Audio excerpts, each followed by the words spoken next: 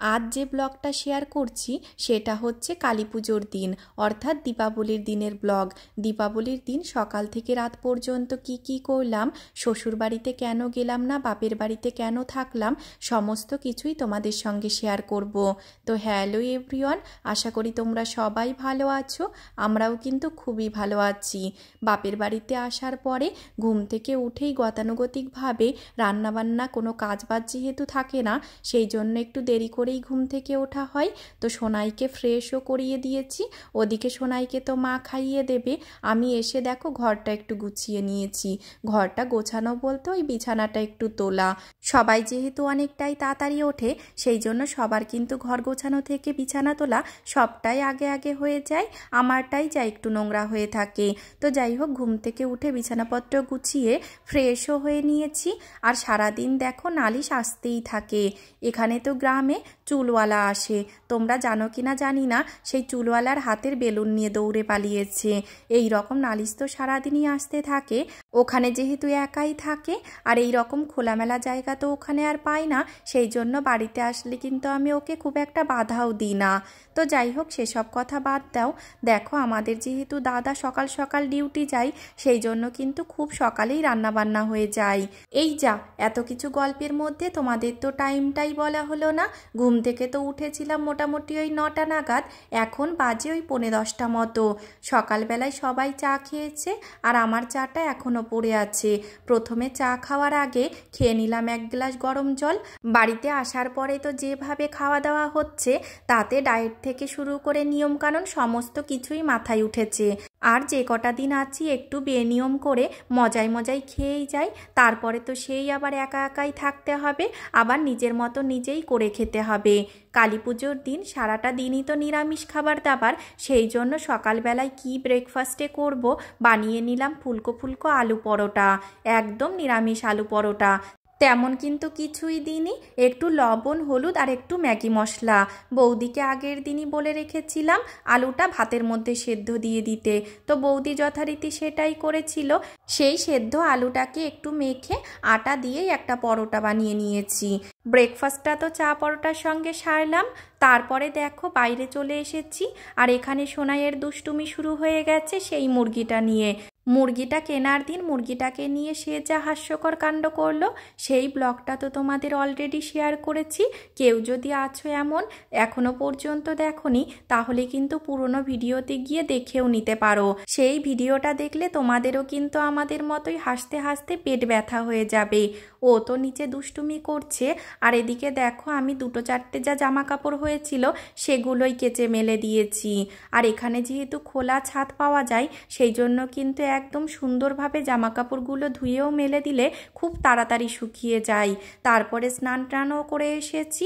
দেখো দুপুরবেলায় খাবার দাবার নিয়ে রেডি হয়ে গেছি খাবো বলে। আজ তো নিরামিষ, সেই জন্য একদম নিরামিষ রান্নাই হয়েছে। মুগের ডাল, পটল আলুর একটা নিরামিষ তরকারি, উচ্ছে আলু ভাজা, আর সঙ্গে হয়েছে পাকা পটল ভাজা। এই পাকা পটল ভাজাটা কিন্তু অনেকেই খেতে জানে না, কিন্তু আমার পার্সোনালি খুবই ভালো লাগে। যেহেতু একটু মিষ্টি মিষ্টি লাগে, সেই জন্য বেশিই ভালো লাগে। এর মধ্যে দেখো চলে এসেছে মাসি মেশো, সঙ্গে নিয়ে এসেছে গরম গরম জিলিপি। তারপরে তো সকলে মিলে অনেক আড্ডা হই হুল্লোড় করেই সময়টা কাটালাম।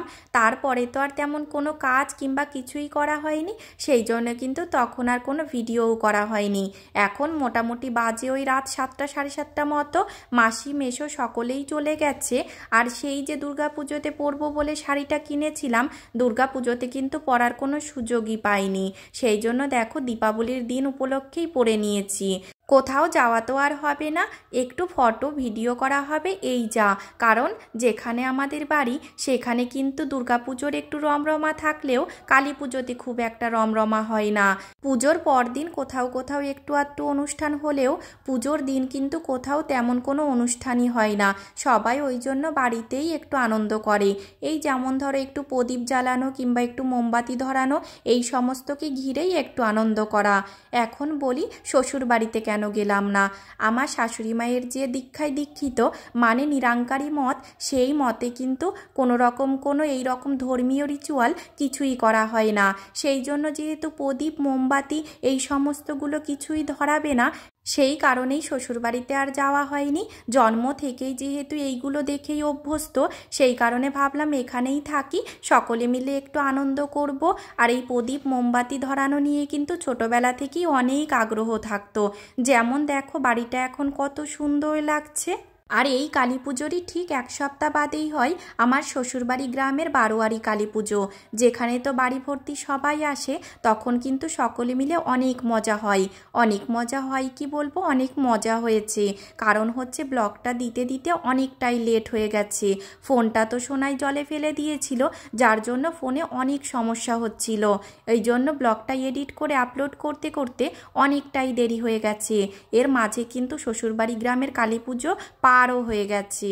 সেখানে কিন্তু সকলে মিলে অনেক আনন্দ হই হুল্লোড় করেছি। আমাকে, বৌদিকে, মাকে, সকলকেই তো দেখলে অনেকেই হয়তো ভাবছো সোনাই কোথায় গেল।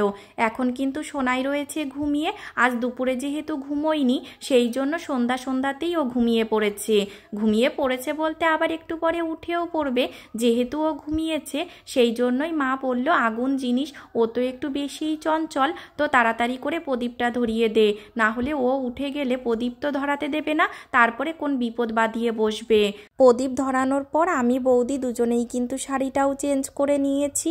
তারপরে তো চা, নিমকি এ সমস্ত দিয়েই হলো সন্ধ্যার জল খাবার। এখন দেখো রাতে রান্নাবান্নার তোড়জোড় চলছে। নিরামিষ ভালো কিছু বলতে আমার কাছে কিন্তু লুচিটাই সব থেকে প্রিয়। সেই জন্য আমি মাকে বললাম গরম গরম লুচি আর ছোলার ডাল করো। নিরামিষের দিন আমার কিন্তু ভীষণ ভালো লাগে এই খাবারটা। আলু দিয়ে ছোলার ডাল, সঙ্গে ফুলকো ফুলকো লুচি, আর শেষ পাতে মিষ্টি হিসেবে সেই দুপুরবেলার আনা জিলিপি, যেটা দিয়ে কিন্তু জমিয়ে খাওয়াটা হলো। এই লোভনীয় খাবারের সঙ্গেই আজকের এই ব্লগটা শেষ করছি। দেখা হবে অন্য ভিডিও নিয়ে।